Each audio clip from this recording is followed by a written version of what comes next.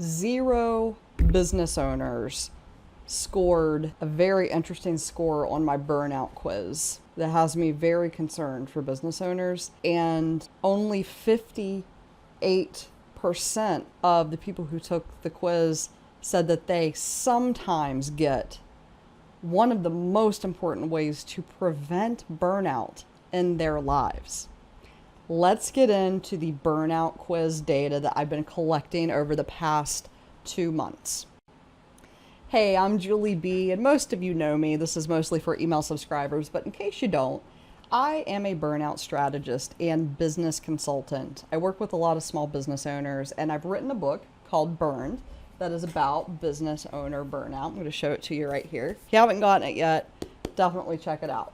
But today's video is about this burnout quiz that I have on my website. Now, if you want to take it, if you haven't taken it yet, you can go to thejulieb.com/burnout-quiz. It's right here under quizzes and guides, burnout quiz, free to take, and you don't have to put your email address in if you don't want to. If you want to get results and things, you should, but you don't have to do that.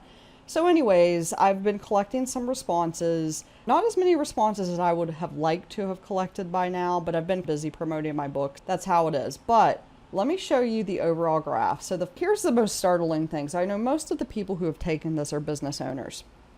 And the way that I have this set up, and I'm going to look at each section here as we go, but the way that I have this set up is there's three possible answers on this scored quiz. One is you're sliding towards burnout. So that means you're getting into burnout, but you're not all the way there yet.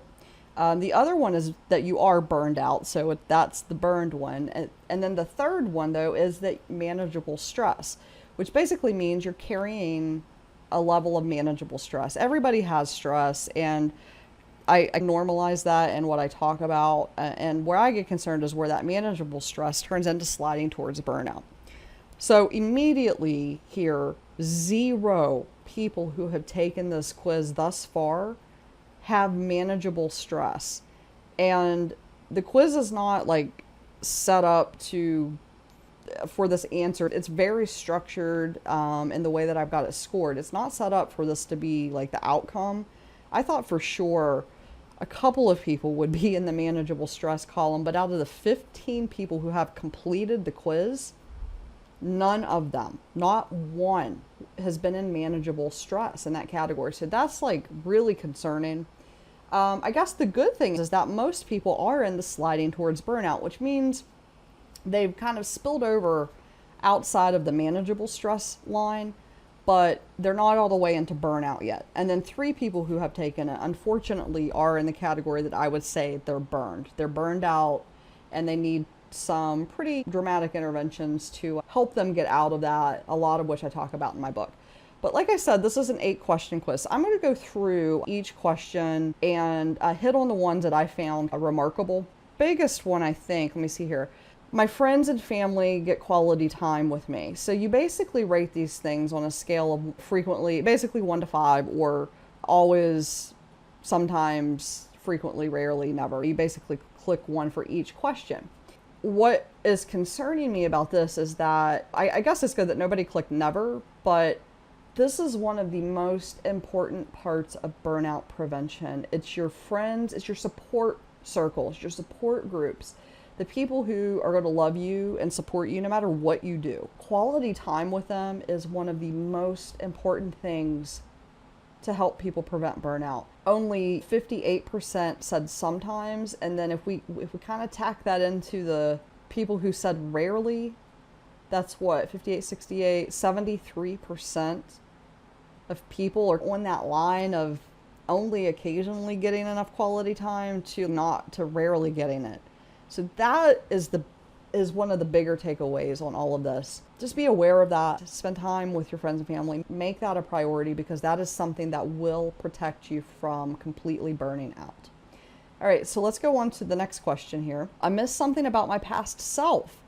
This was also one that out of all of the people who responded, 39% said frequently, that they frequently, that's just one click away from always.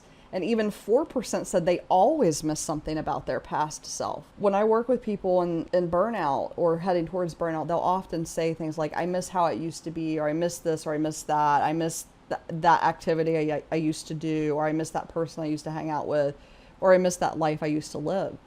Missing something about your past self, it's not always a bad thing. Like, we change, we evolve, and we need to change and we need to evolve. But if you are feeling that, if you're feeling that enough to answer this way on a quiz, that is something to be aware of. Pretty good chunk of people miss something. You've got 7 people here, and then the 4 people, and then even 3 said sometimes. So only 4 people who answered this question were on the other side of that sometimes, that neutral area.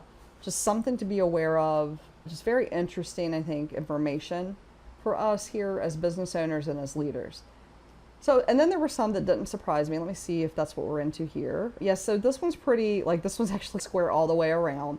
When asked how I am, I might respond with I'm good when you really want to say something else. Pretty even response, so not really anything statistically, I think, significant there with what we have. So I'm going to go to the next question. I'm decisive at work. Also, we're working with a lot of business owners here, so I would expect us to be very decisive at work. If you fell into the category of you're rarely decisive or you're never decisive, indecision is actually a sign that you're heading towards burnout. If you used to be frequently decisive, but you find yourself being less and less decisive, you might want to explore that a little bit, because decision fatigue and not being able to make decisions can actually be a sign of burnout, especially for business owners and business leaders. But on this one, we're pretty evenly scored outside of that frequently, which I expect that from the group that I'm polling. All right, so the next question is, let's see here. I think to myself, I don't care about some questions that you get about work. Okay, can't see the rest of it there, but that's the question. Also, not surprising here, polling people who should care. So if you find yourself answering sometimes, or you frequently, or you always think I don't care about questions you're asked about work, if you're a leader or a business owner, that's a sign of burnout too. So if you find yourself not caring, doesn't mean you're burned out, but it could mean you're sliding towards it, and it could mean that you're approaching it. There's a reason you got that indifference going. There's something there going on that we need to explore. Keep in mind of that as well. This one is, I could take 2 weeks off from work starting tomorrow. This is actually a gauge. This is one of the first questions I ask business owners when I'm gauging whether they're burned out or not, or whether it's not even if they're burned out, it's if their environment is set up in a way that is conducive to them burning out. If their environment is set up to basically make it likely that they're going to burn out. So 44.5% said they rarely could they take 2 weeks off from work starting tomorrow for whatever reason. 28% said never. 44 plus, sorry, I'm tired. I'm recording this late, so I'm going to do the math on a calculator. That's 73% of the people who answered this question said they couldn't take 2 weeks off. And I'm not even talking about vacations. I'm talking like you get really sick from something.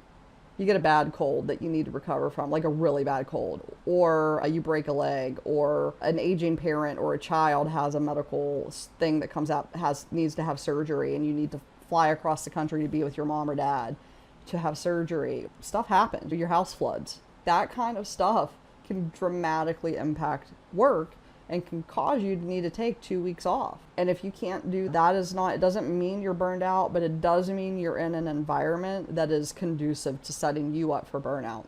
So just something to be aware of as well. All right, just 2 more here that we have. This one is, when asked about work strategies, I don't know is an answer I give frequently. All right, I don't know is an answer that I say. I can't remember exactly how I worded this question. Half of the people said rarely. Nobody said never, which is a little bit surprising with the audience.